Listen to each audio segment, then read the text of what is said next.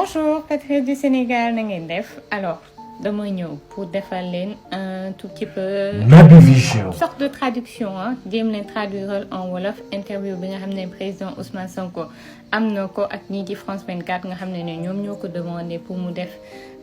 interview ak ñoom. ginnaaw bi nga xamante ne comme ni ngeen ko xamee temps yi ñi ñuy woowee ay opposants Sénégal ñu ci bëri def nañu ay interview foofule. Certainement yéen tamit di ngeen bëgg a xam lan la fa waxtaanee vu la situation bi mu nekk di dund ci biir Sénégal donc tubaab yi instant bi nii soxla nañu xam ay perspectives am bu ngeen xoolee sax question yi nga xamante ne journaliste bi mu ngi koy posé tu as l'impression que c'est bien orienté et que c'est commandité en fait dafa mel ni voilà dafa am luñ ciy jublu ak lu ñu soxla ci ay tontom pour xool est-ce qu'il est ouvert au dialogue, à la discussion. Donc moom deful négociation dilul comme ni mu ko mës a waxee te loolu dëggal na ko yàgg na ko prouver Sénégalais yi yàgg na ko prouver ñëpp Ousmane Sonko a toujours été sur sa ligne musul wàcc yoonam musul wàcc lignam dafa mës a constance boobu nag tey moo ko waral ñi nga xamante ne ñu ngi ci gannaawam ànd ak moom Naby Vision. gën ko gëm parce que dañu sonn ci ñi nga xamante ne dañuy clignoter gauche jàddu droite dañu bëgg koo xamante ne da ngay jubal fi ñu wax foofu la ñun demee ñu fekk la foofu nga toog après nag situation actuelle bi dafa laaj waxtaan sama avis la situation bi ñu toll nii dafa laaj waxtaan balaa ngay xeex dangay waxtaan te pour man nekk nañu léegi ci disposition wu man laa wax encore une fois ci disposition wu toog waxtaan même si dossier bi seen dossier la mais toog waxtaan bi lu tax mu war a mën a neex mooy ne fi ko Macky Sall bëggee woon ak fu mu ko bëggoon imposer nekkatuñu ci disposition yooyu nekkatul dialogue national dialogue Macky Sall Ousmane Sonko lay doon et pour man ci côté boobu Ousmane Sonko à la main moom moo téye mbir mi ndax Macky Sall a besoin de ça. Il a besoin de toog ak Ousmane Sonko après c'est à Ousmane Sonko de mettre les conditions yi nga xamante ne moom ci la nar a waxtaanee est-ce que discussion huis clos lay doon man ak yow bët ak bët góor ak góor ñu toog waxtaan est-ce que dafay am quelques régulateurs sax laa koy woowee pas intermédiaire mais quelques régulateurs ku mel ni ay kilifa diine ku mel ni ay ñu am influence ci dëkk bi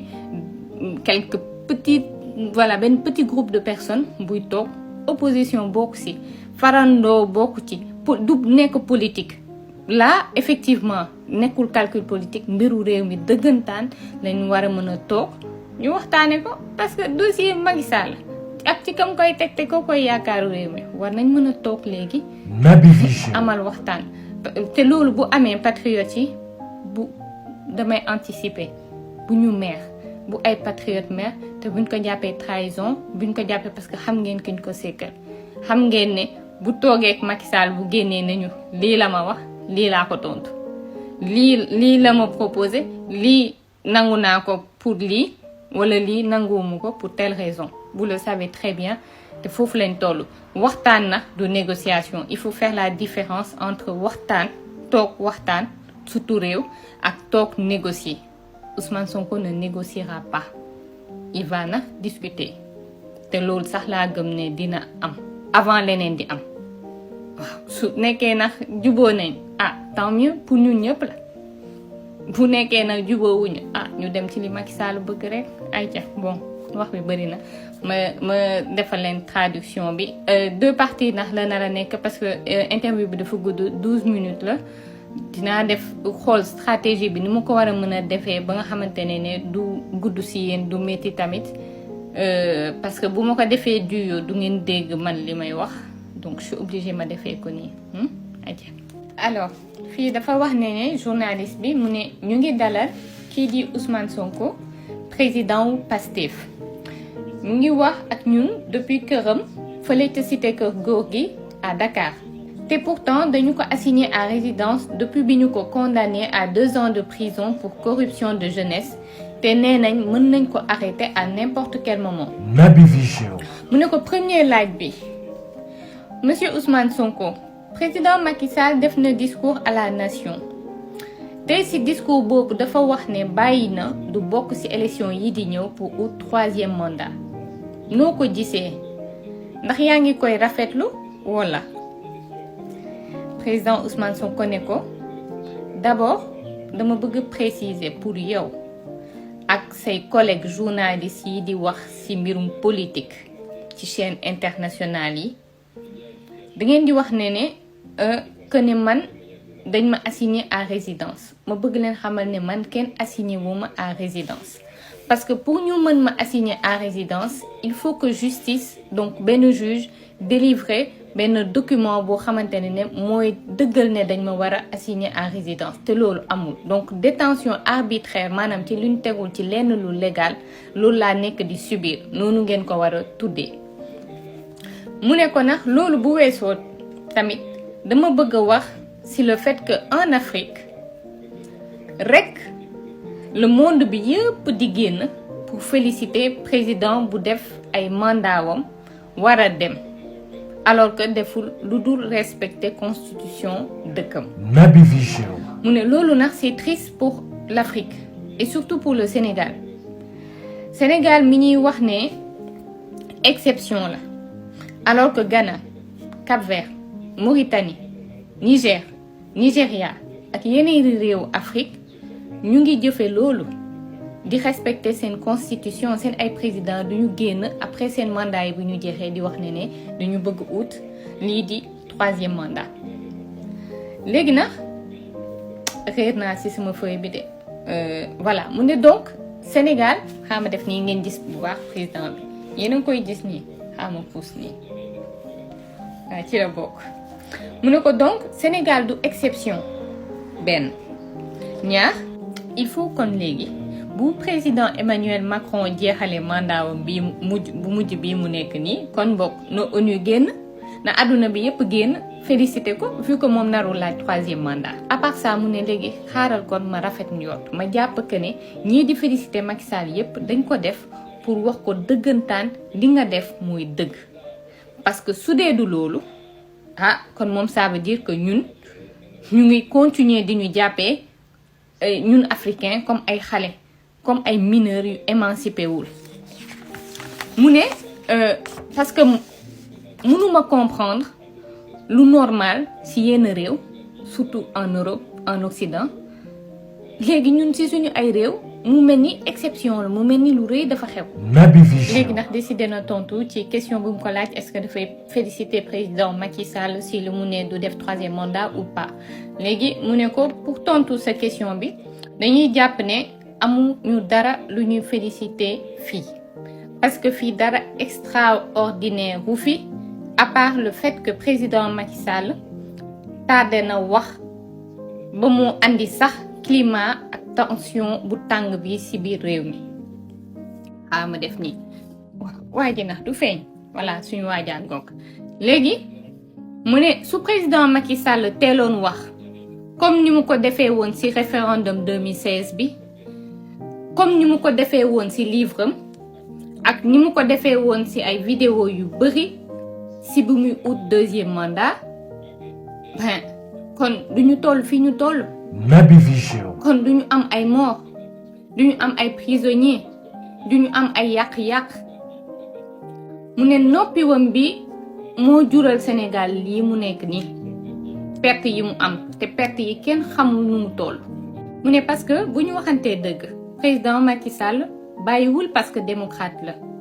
dafa renoncer parce que peuple am moo taxaw ne ko du fi amee parce que complot yi mu organisé contre man benn réussir aussi ndax peuple bi moo taxaw ne ko non. mu ne donc dafa dellu ginnaaw à cause de la pression populaire nationale mais la pression aussi internationale lu ci mel ni plainte yi ñu dugal ci CPI ak yeneeni organisme yu Nations Unies. journaliste bi ne ko Ousmane Sonko yow da nga waxoon ne Macky dictateur la mais tamit dictateur du bàyyi nguur d'accord wax nga ne dafa tardé bàyyi mais mieux vaut léegi que jamais. Naby Vision. président Ousmane Sonko tontu ko ne ko dictateur yi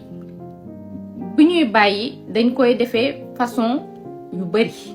su ma waxee moom dictateur la c'est par rapport ak jëf yi muy defaate ba pare continuer ba fii ma toog nii ak yéen di ko def. mu ne xaw ma ndax yëg ngeen ko mais démb ay quelques nit dafa am quelques nit yu ne dañoo mobiliser wu ci buntu palais bi te ñoom amuñu benn autorisation dañ ko def spontanément.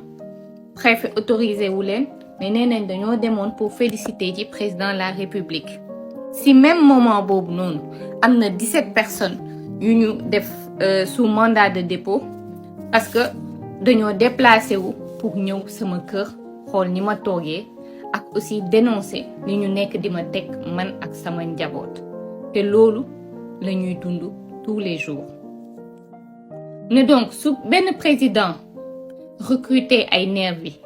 jox leen ay gànnaay pour ñu tirer ci ay manifestants yu yorul arme loolu nan lañ ko mën a tuddee monsieur. Naby Vision. mu ne su benn président di utiliser justice su réew lëmb pour di dóor opposition wam presse bi